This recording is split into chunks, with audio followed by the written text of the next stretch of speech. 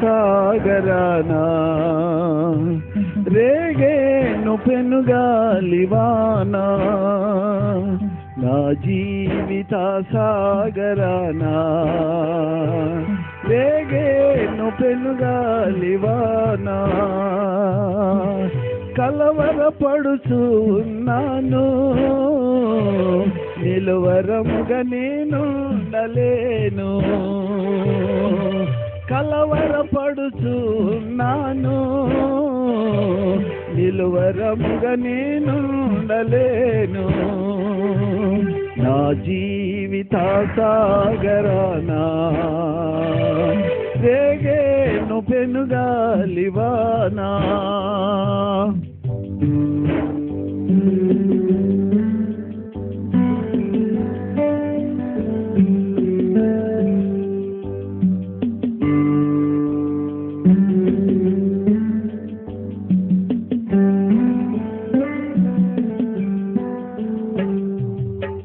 ఎగిసేను ప్రళయ తరంగం అదిరేను నా తరంగం ఎగిసేను ప్రళయ తరంగం అదిరేను నా తరంగం అల్లాడే నా హృదయదోని నీవు అమరమున తలవాల్చగానే అల్లాడే నా హృదయదోని నీవు అమరమున తలవాల్చగానే నా జీవిత సాగరానా రేగే గాలివానా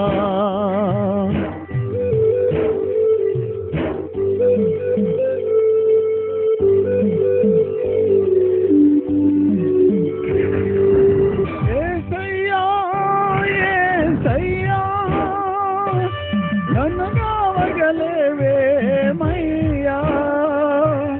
ఏసయ్యా ఏసయ్యా నన్ను కావగలేవేమయ్యా బాధలు శోధనలే అలలై నన్ను పెనుగొనెను మృత్యువావలలై బాధలు శోధనలే అలలై నన్ను పెనుగొనెను మృత్యువావలై నా జీవిత సాగరానా రేగేను పెనుగాలివానా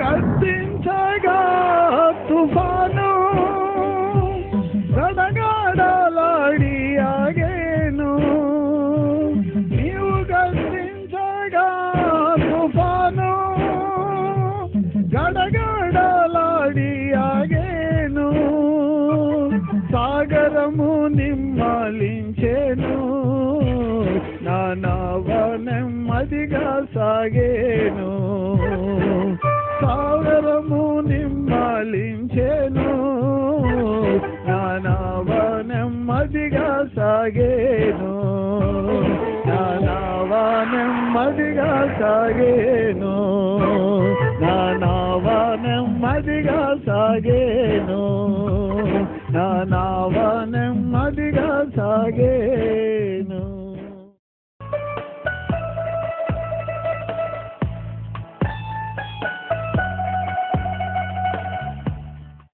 ప్రభునందు ప్రియమైన సహోదరి సహోదరులకు యేసుక్రీస్తు నామమున ఈ నిరీక్షణ గడియల ద్వారా మరొకసారి మీ శుభవార్త మీకు అందించడానికి దేవుడు నాకు ఇచ్చిన మంచి అవకాశాన్ని బట్టి దేవునికి వందనాలు తెలియజేస్తున్నాను. ప్రియులారా, క్షేమంగా ఉన్నారా? మీరందరూ కూడా ఆరోగ్యంగాను క్షేమంగాను ఉండాలని ప్రభు పేరట మనవి చేస్తున్నాను. దేవుని పరిశుద్ధ గ్రంథం నుండి మనం ఒక మాట చూద్దాం. చూడండి, మార్కు శుభవార్త 9వ అధ్యాయము 29వ వచనంలో ఈ విధంగా ఉంది. అందుకు ఆయన ప్రార్థన వలననే గాని మరి దేని వలనైనను ఈ విధమైనది వదిలిపోవుట అసాధ్యమని వారితో చెప్పారు. చిన్న ప్రార్థన. జీవాధిపతి నీకు వందనాలు. ఈ సమయమందు నా ప్రభువా ఈ వాక్యముని వెత్తబోచుండగా నాయనా నా జ్ఞానాన్ని మరుగుపరిచి నీవు నీ బిడ్డలతో మాట్లాడండి. నాయనా వాక్యము నీది, నేను నీ తేను రాసురాలను ప్రభువా, నన్ను మరుగుపరచండి నాయన. ఈ వాక్యం వారికి మేలు ఆశీర్వాదం అనుగ్రహించమని యేసు నామమున అడుగుచున్నాను తండ్రి, ఆమేన్. ప్రియులారా, మనం గమనించాలి, ఇక్కడ ఒక సందర్భం మనం చూస్తున్నాం. ఏంటి అంటే యేసు ప్రభు శిష్యుల దగ్గరికి ఒక దెయ్యం పట్టినటువంటి వ్యక్తిని తీసుకుని వస్తారు. తీసుకుని వచ్చినప్పుడు ఆ వ్యక్తి ఆ తీసుకుని వచ్చిన శిష్యుల దగ్గరికి వెళ్ళినప్పుడు ఆ శిష్యులు ఆ దెయ్యాన్ని స్వస్థపరచలేకపోయారు.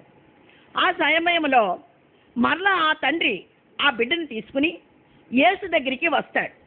వచ్చిన తర్వాత అంటాడు, అయ్యా నీ శిష్యుల దగ్గరికి మేము తీసుకుని వచ్చాం, కానీ నీ శిష్యులు ఇది బాగు చేయలేకపోయారు కనుక ఏమైనా నీ వలన అయితే నా బిడ్డకి నేను స్వస్థపరిచిన ఆయన అని యేసు ప్రభుని వేడుకుంటాడు. వేడుకుంటున్నటువంటి సమయంలో యేసు ప్రభు అంటాడు, నా వల్ల అవుతుందని నువ్వు నమ్ముతున్నావా అంటాడు. నమ్ముతున్నావంటే నాయనా నేను నమ్ముతున్నాను అంటాడు. అయితే నీ నమ్మకం అలాగే ఉంచు, తప్పకుండా నీ బిడ్డ స్వస్థపడతాడని ఆయన స్వస్థపరుస్తారు. స్వస్థపరిచిన తర్వాత ఇక్కడ శిష్యులు కూడా మళ్ళా వస్తారు.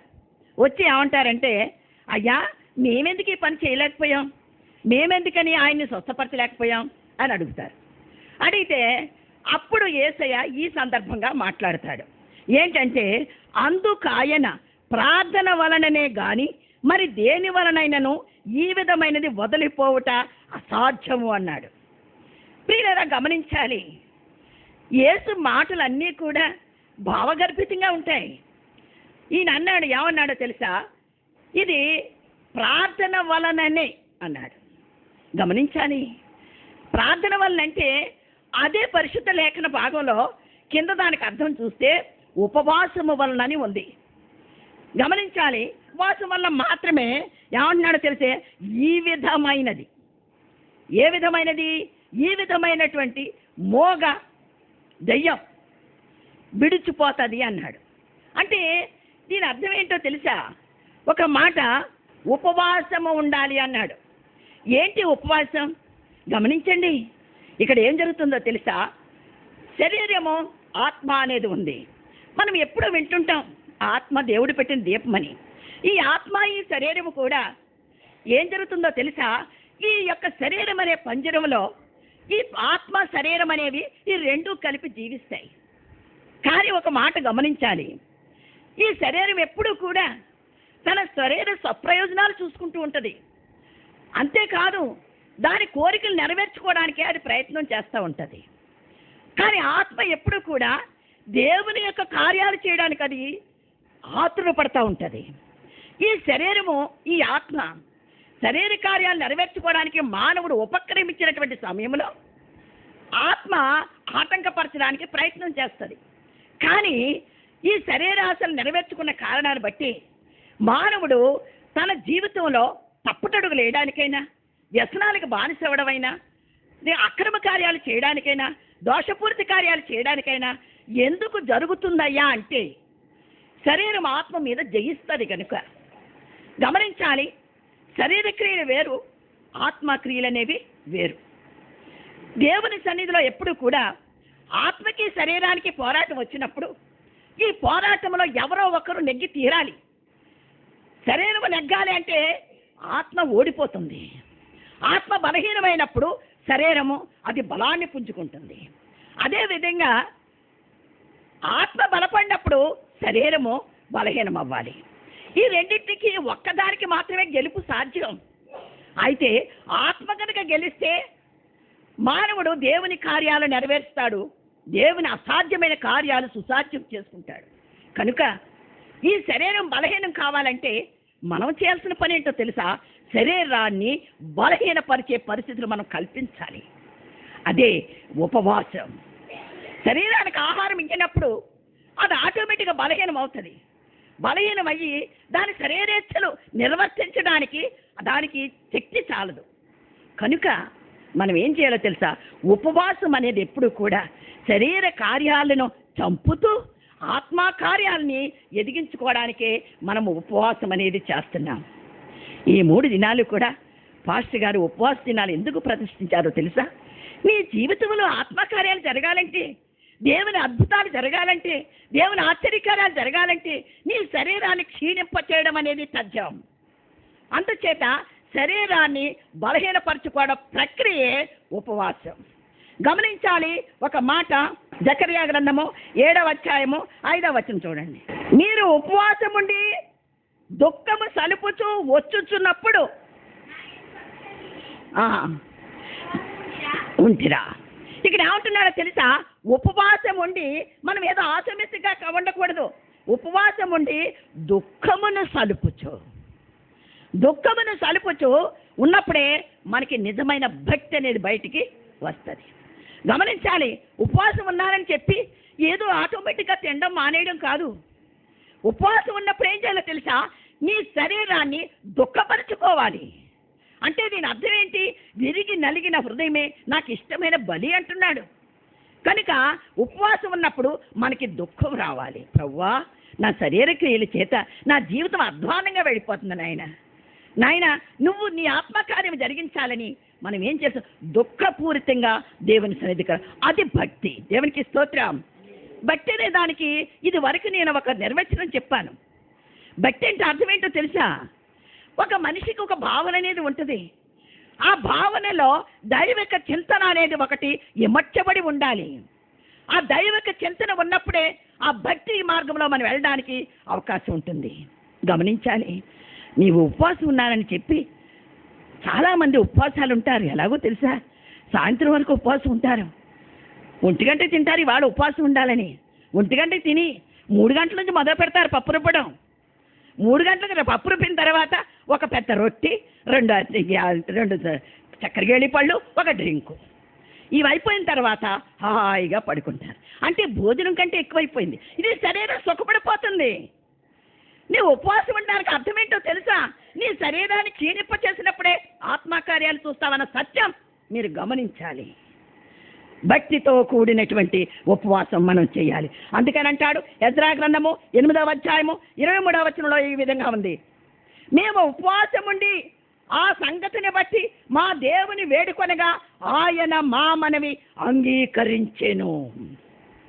గమనించాలి, నీ వేడుకోలు ఎలాగుండాలి?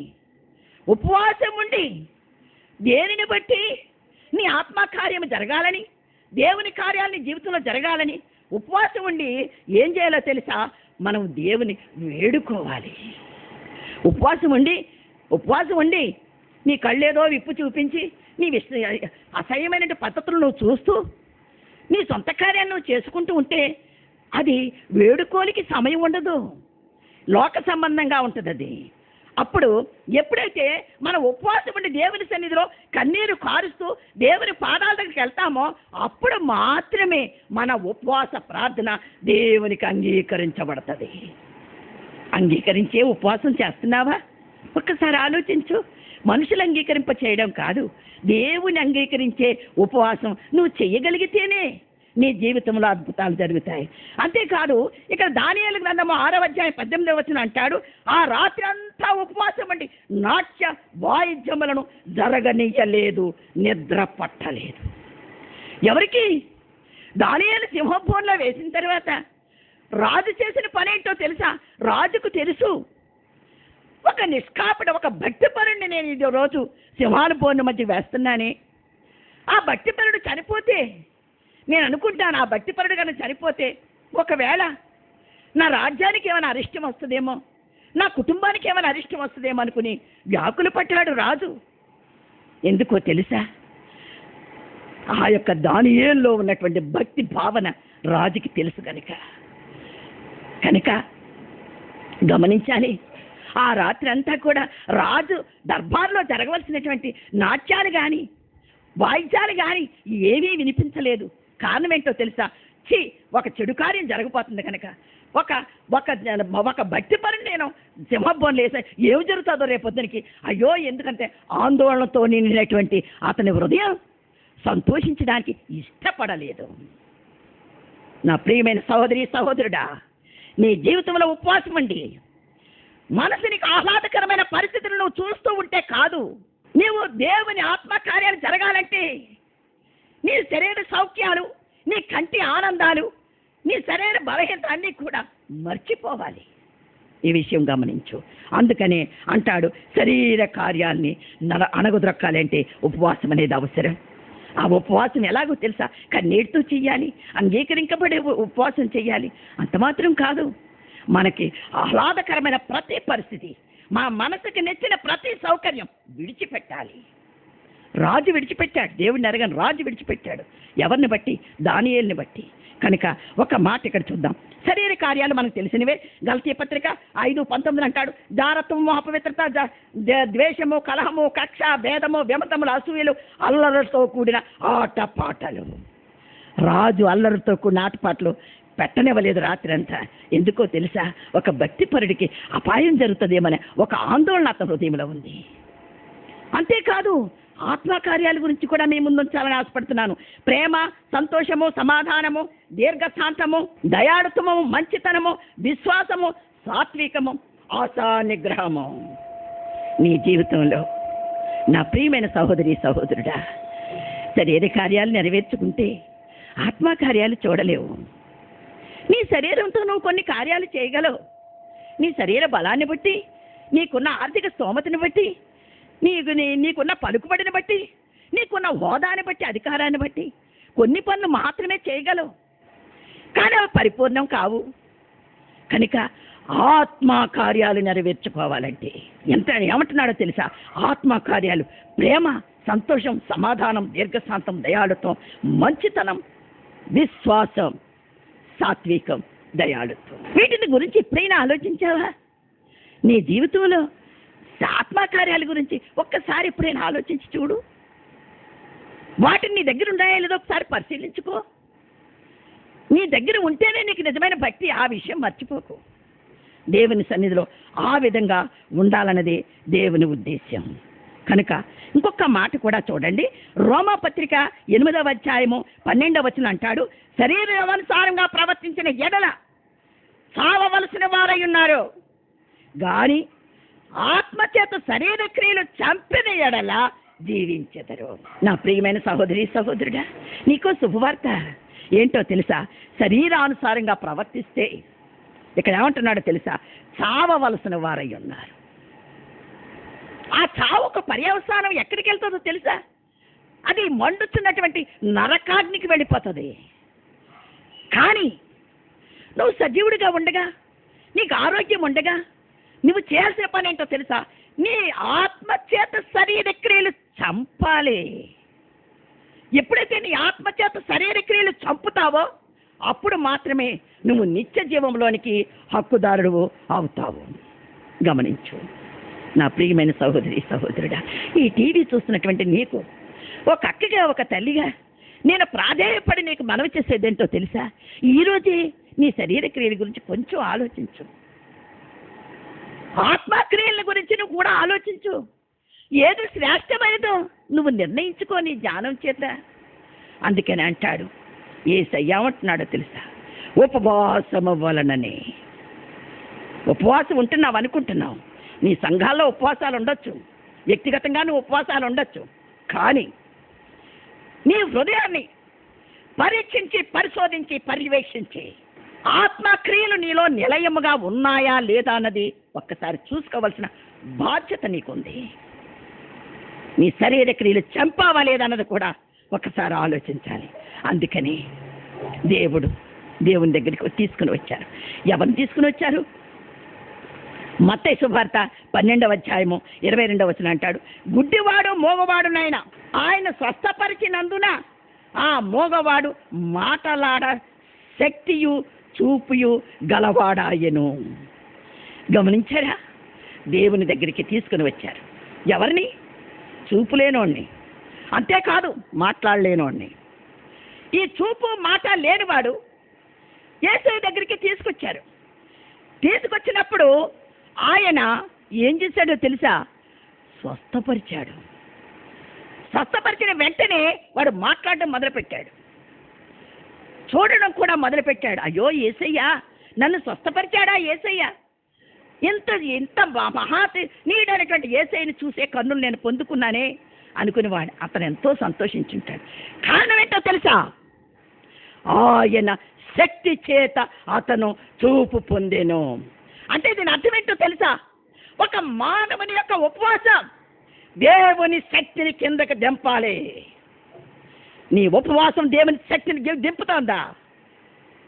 నీ ఆచార ప్రకారంగా ఉపవాసం చేయకో. దేవుని శక్తిని కిందకి దింపే ఉపవాసం నీకు కావాలి. గమనించు, యెహోషాపాతు ప్రార్థన చేసినప్పుడు శక్తి ఎక్కడి నుంచి దిగింది? ఆకాశం నుండి దిగింది. ఆ శక్తి చేతనే 2 రాజ్యాల్ని ఓడించగలిగింది. యెహోషాపాతు యుద్ధం చేయలేదు. గమనించండి, అక్కడ ఎవరు యుద్ధం చేశారో తెలుసా? దేవుని శక్తి యుద్ధం చేసింది కనుక ఆ శక్తి 2 రాజ్యాలు వారిని చంపేసి అక్కడ పెట్టిందంటే. యెహోషాపాతు వెళ్ళి చూసుకునేటప్పటికి ఏం జరిగిందో తెలుసా? అతనికంటే ముందుగా వారి ఉపవాసం యొక్క శక్తి పైకెళ్ళి దేవుని శక్తిని కిందకు దింపింది. నా ప్రియమైన సహోదరి సహోదరుడా, నువ్వు ఏ సమస్య చేత నాతలాకుతనం అయిపోతున్నావా? ఏ సమస్య నిన్ను వెంటాడుతూ పీడిస్తుందా? ఈ రోజే దేవుని శక్తి కిందకు దిగింది అని నువ్వు నమ్మగలిగితే ఆ శక్తి నీ చుట్టూ ఉన్నటువంటి నిన్ను భయపడుతున్నటువంటి ప్రతి దాన్ని కూడా నిర్మానుష్యం చేసి పడేస్తుంది. గమనించు, 2వ విషయానికి నువ్వు వస్తే మత్తయి సువార్త 15వ అధ్యాయము 22వ వచనంలో అంటాడు, దయ్యము పట్టిన వాడు బహుగా బాధపడుచుండెను. చాలా బాధపడుతున్నాడట దయ్యం పట్టినవాడు. అంటే బహుశా వాడు ఏం చేస్తున్నాడో వాడికి తెలియట్లేదన్నమాట. బాధ వేదన వాడిని వెంటాడుతూ ఉంది. అలాంటి సమయంలో అతను ఏం చేస్తున్నాడో తెలుసా? యేసయ్య దగ్గరికి వచ్చాడు.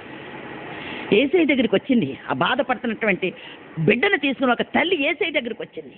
యేసయ్య దగ్గరికి వచ్చి, అయ్యా నా బిడ్డ చాలా బాధపడుతుంది, దయ్యం పట్టి నా బిడ్డ చాలా బాధపడుతుంది అయ్యా, నువ్వు దీనికి ఒక పరిష్కారం అయిన ఆయన అంటే ఆయన విన్నట్టుగా ఉన్నాడు.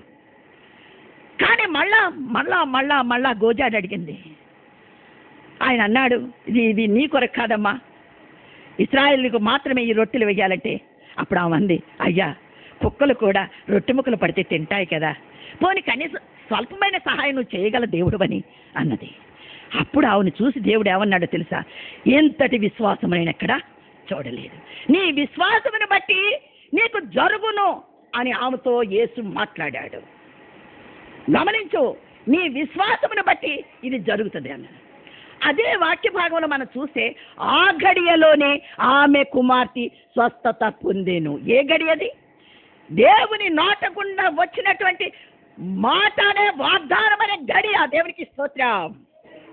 నీ కుమార్తె స్వస్థపరచబడుతుందని ఏ గడియలో అయితే చెప్పాడో వాగ్దానపు గడియను పురస్కరించుకొని ఆ కుమార్తె స్వస్థపరచబడింది.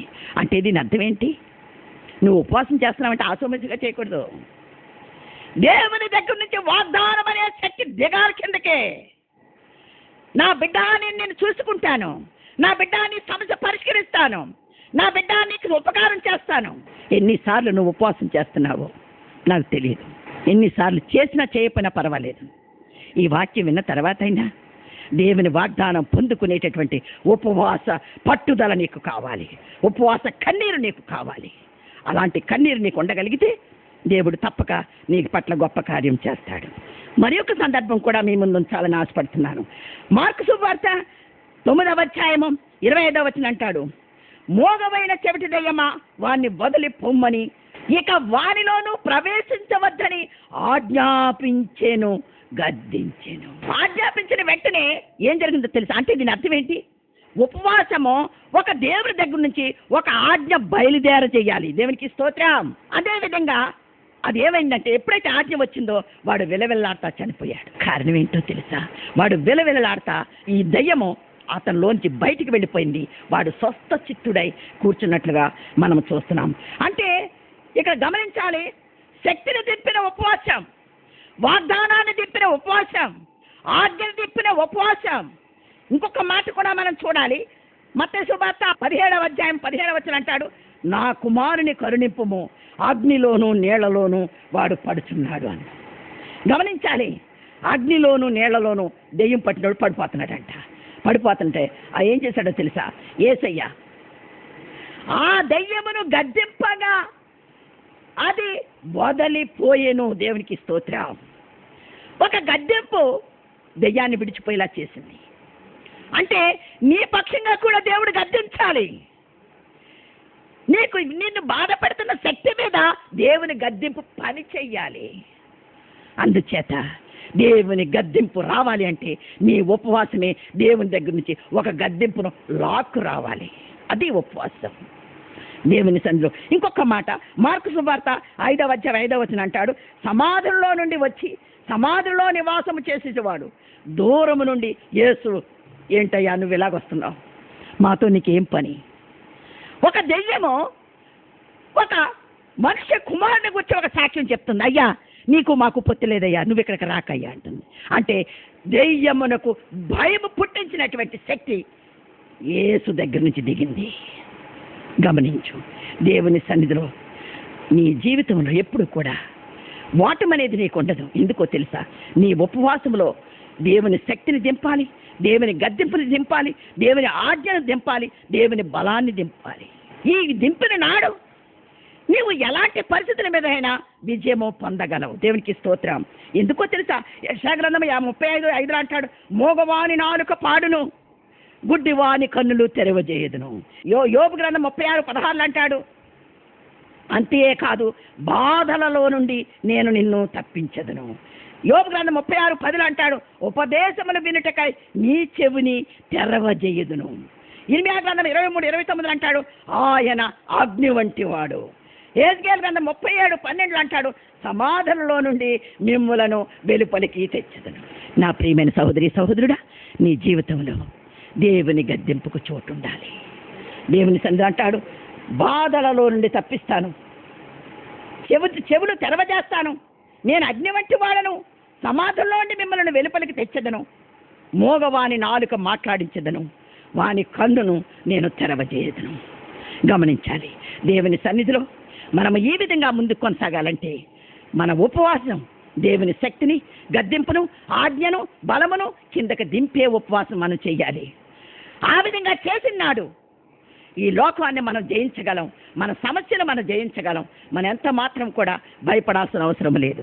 ఈ వాక్యం నీకు ఆశీర్వాదకరంగా ఉంటే, నీ హృదయాన్ని తాకినట్లయితే దయచేసి స్క్రీన్ మీద ఉన్నటువంటి మా ఫోన్ నెంబర్లు తెలియజేయండి. తప్పకుండా మీ కొరకు మేము ప్రత్యేకంగా ప్రార్థించడానికి ఇష్టపడుచున్నాం. దేవుడి కొద్ది మాటలను మీ వినికిడిలో ఆశీర్వదించి దీవించునుగాక. చిన్న ప్రార్థన. జీవాధిపతి నీకు వందనాలు, నీ కృప, నీ సమాధానం మాకు తోడుగా ఉంచి ఇంతవరకు నా ప్రభు నాయన వాక్యం విన్నటువంటి బిడ్డల ప్రభు నిజమైన ఉపవాసం, నీ శక్తిని, నీ గద్దింపును, నీ ఆజ్ఞను ప్రభు, నీ బలాన్ని కిందకి దింపే ఉపవాసం మేము చేయడానికి నీ కార్యం చేసి నడిపించండి. దేవా, నువ్వు గొప్ప కార్యాలు చేసే దేవుణ్ణని ఇంతవరకు నువ్వు మాట్లాడావు ప్రభు. ఈ గొప్ప కార్యాలు ఈ టీవీ చూస్తున్న ప్రతి వారి మీద ప్రసరింప చేయమని అడుగుతున్నాను రాజా, నీకు వందనాలు. వారిలో ఉన్న అంధకార స్వభావాన్ని బయట తీసేయండి, శరీర క్రియలు నాశనం చేయండి, వారికి సంతోషము, నెమ్మది అనుగ్రహించండి. యేసు నామమున అడుగుచున్నాను తండ్రి. దేవుడు మిమ్మల్ని దీవించును గాక.